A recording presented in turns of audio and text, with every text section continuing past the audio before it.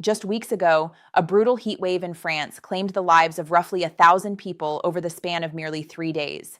A staggering 85% of those victims were older than 65.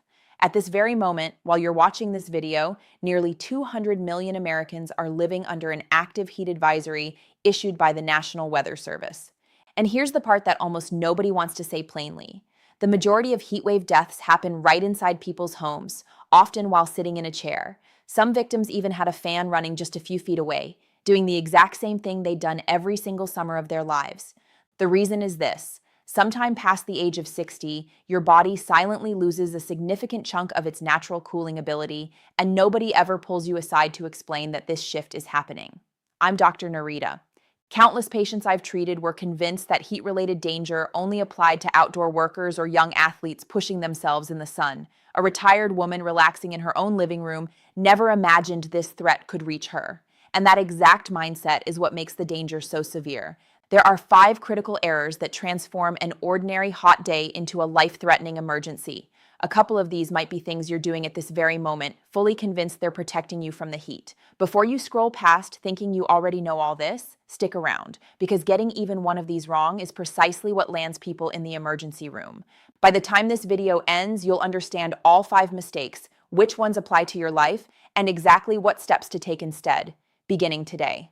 Before I continue any further, there's one quick note, because it's the whole reason I create these videos in the first place. Staying protected during hot weather is just one small fragment of a much larger puzzle. The everyday habits that ultimately determine whether you remain strong and independent at 80 or find yourself declining and struggling by 65. I gathered everything I share with my own patients about aging well and thriving in these years and compressed it into one straightforward plan. It's already transformed the lives of thousands of people striving to live their best years after 60.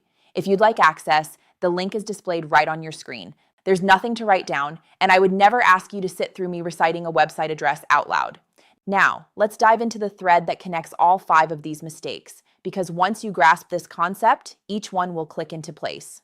Your body comes equipped with a built-in temperature regulation system. When you become overheated, 2 things kick into gear. Your heart sends more blood rushing to the surface of your skin, where excess heat can escape into the surrounding air, and you begin to sweat. As that sweat evaporates off your skin, it carries heat away with it. This system is genuinely impressive, and for most of your existence, it operates so smoothly that you never even notice it's working. Here's what shifts over time. Sometime after turning 60, this system begins weakening across 3 distinct areas. First, you sweat less, and it kicks in later than it used to, robbing you of one of your primary heat-dumping tools. Second, your ability to sense temperature changes and thirst both become less sharp, meaning your body stops sending out loud warning signals. Third, an aging heart struggles more to pump that additional blood toward the skin, particularly if it's already straining under high blood pressure or existing heart disease. None of this suggests you're weak or fragile. It occurs even in people who are strong, active, and otherwise perfectly healthy. It's simply a biological reality, and virtually nobody ever mentions it to you. There's one more factor that determines just how risky a hot day truly is, and the plain number on your weather forecast completely conceals it. That factor is humidity. Your body's main cooling mechanism relies on sweat evaporating off your skin and pulling heat away as it does. But when the surrounding air is already saturated with moisture, that sweat has no place to go. It simply rolls off your body without doing much of anything to cool you down. This explains why 90 degrees in a dry desert climate and 90 degrees in a humid, sticky environment feel like 2 entirely different experiences for your body. It's also why meteorologists reference something called the heat index, which represents the temperature your body actually perceives once humidity gets factored in. When deciding how cautious you need to be, that heat index figure is what you should rely on. Check tomorrow's forecast the evening before a hot spell arrives. And if your phone offers local heat alert notifications, switch them on so a dangerous day never sneaks up and catches you unprepared. So every single mistake I'm about to walk you through boils down to one core question. Is this action helping your body release heat, or is it silently undermining a cooling system that's already operating on a much thinner margin than it once did? Hold on to that question as we move forward. The first mistake is placing your full trust in a fan to keep you protected. I understand why that sounds strange because a fan seems like the obvious solution.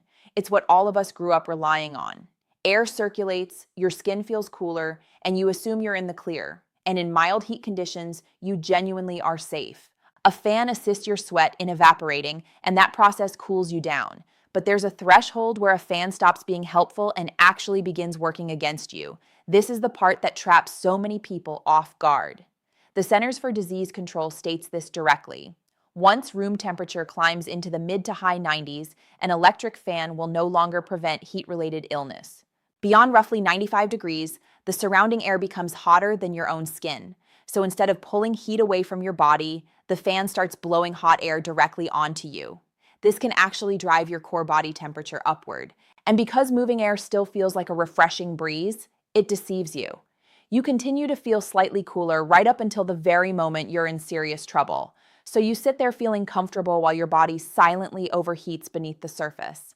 This explains exactly why so many people are discovered in a stiflingly warm room with the fan still spinning.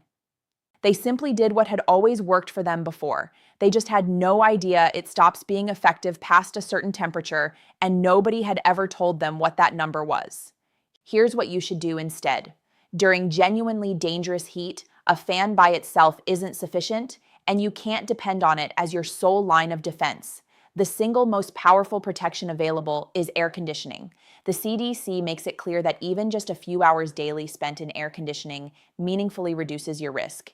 If you have access to it, use it, and stop fretting over the electric bill on the most brutal days, because this concerns your health and survival.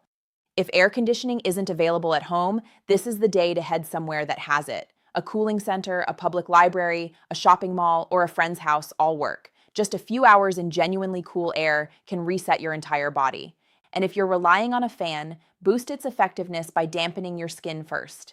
A cool, wet cloth pressed against your neck, a spray bottle, or a quick cool shower gives that fan actual moisture to evaporate and genuinely pull heat away from you.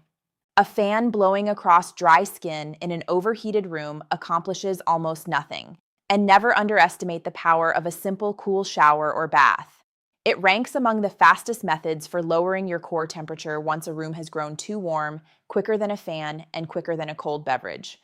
Wearing loose, lightweight, light-colored clothing helps too, since it allows whatever sweat you produce to actually evaporate properly. On the most brutal days, taking a cool shower in the morning and again in the evening with a damp cloth applied to the back of your neck in between accomplishes more than any fan ever could. The second mistake is one I especially wish more people understood, because it's completely invisible. It involves overlooking how the medications you take interact with heat. This is where crossing 60 stacks the odds against you, since this tends to be the age when most people start taking at least one daily prescription, and several of the most widely used ones quietly disrupt the very cooling system we just discussed. Let me name these medications specifically, because you deserve concrete facts rather than vague cautionary language.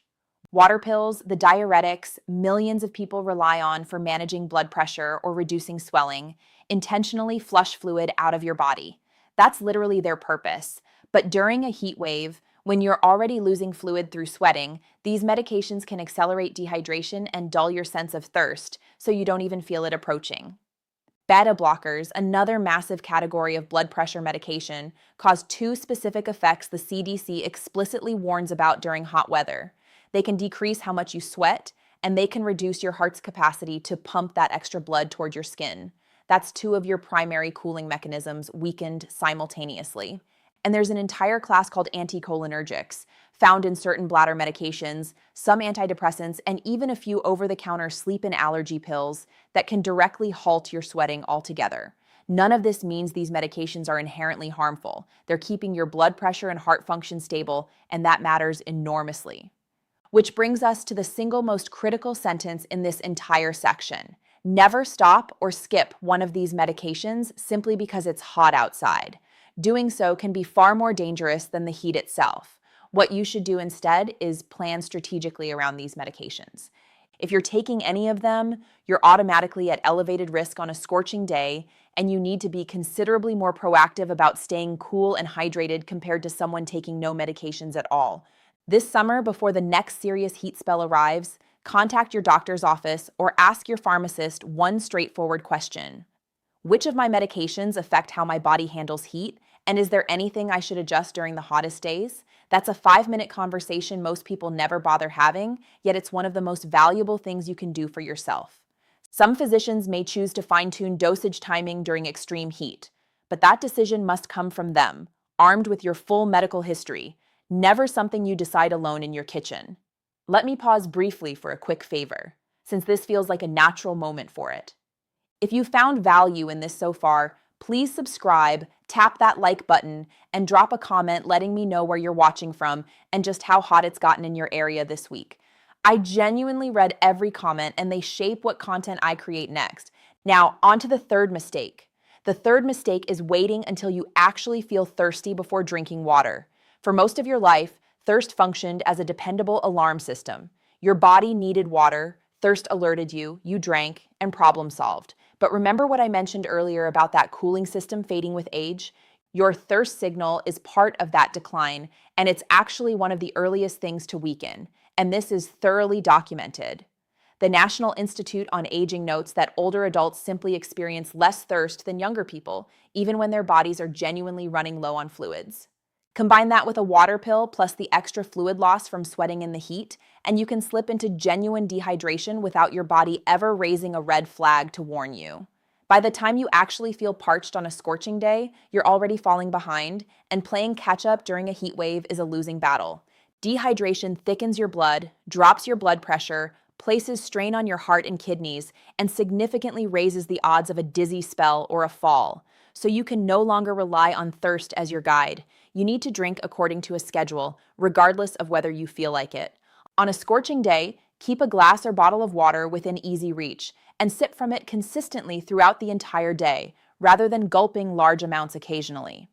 A reasonable target for most people is roughly a glass of water every hour or so during a hot day, and even more if you're physically active or sweating heavily, unless your doctor has specifically instructed you to restrict fluids. An easy way to gauge whether you're succeeding is checking the toilet bowl. If your urine appears pale, close to the shade of light straw, you're doing great. If it's dark and concentrated, you've fallen behind and need to catch up quickly.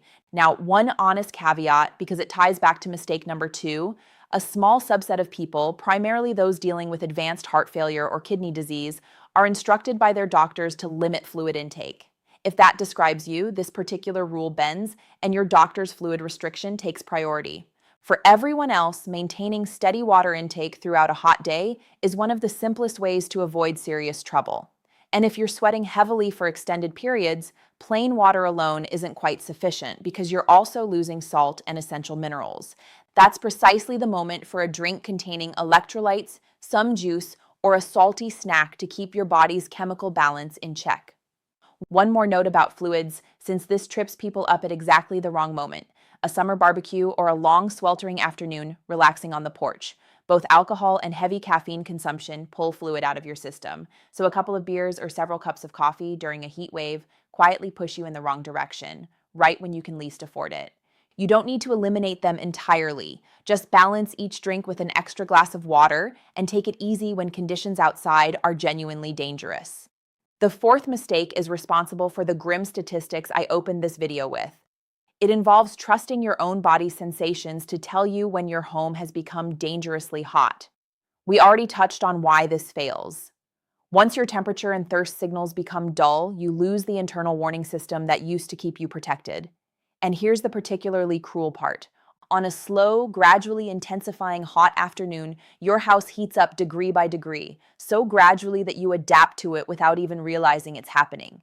You feel warm, maybe somewhat tired, perhaps a bit mentally foggy, and you convince yourself everything's fine. Meanwhile, the room surrounding you has climbed well past the threshold where your weakened cooling system can keep pace.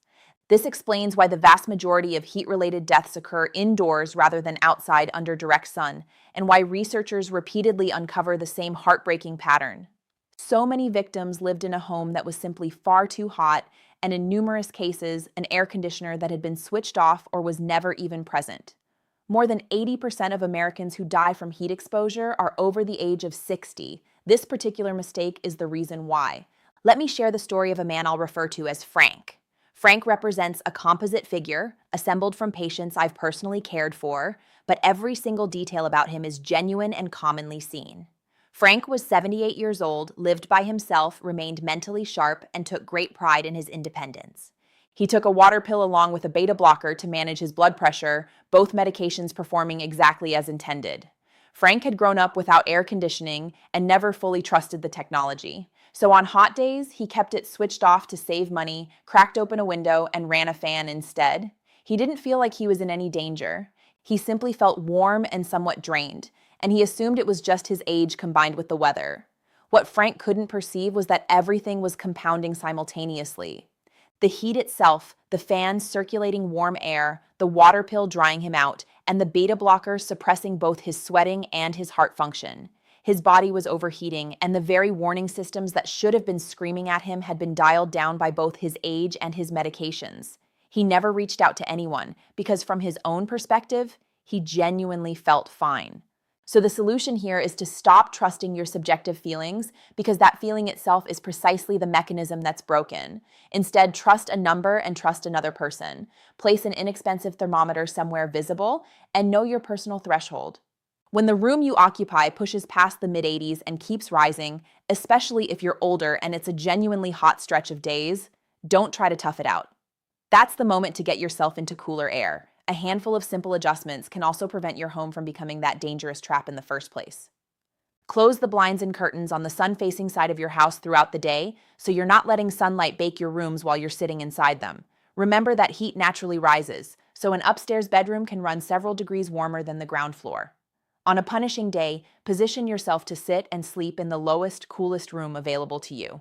And if you have errands, yard work, or a walk planned, schedule it for early morning or after the sun has dropped in the evening, avoiding direct sunlight during the middle of the day, roughly between 10 a.m. and 4 p.m. when conditions are at their most punishing. Establish a buddy system too.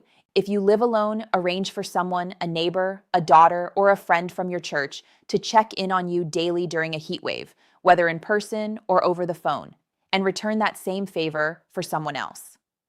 Half the tragedy woven through these stories is that the person had absolutely no idea they were in danger, and nobody was checking in on them. A single daily knock on the door genuinely saves lives.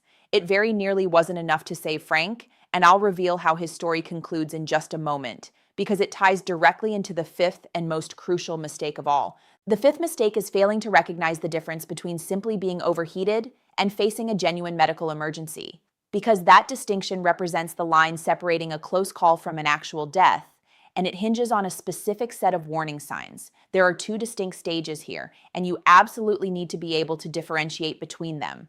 The first stage is heat exhaustion. This represents your body waving a red flag while it can still be rescued fairly easily. The warning signs include heavy sweating, skin that feels cool and clammy, muscle cramps, feelings of weakness, dizziness or nausea, a headache, and a pulse that's fast but weak. If you catch this stage early, the remedy is straightforward and genuinely effective.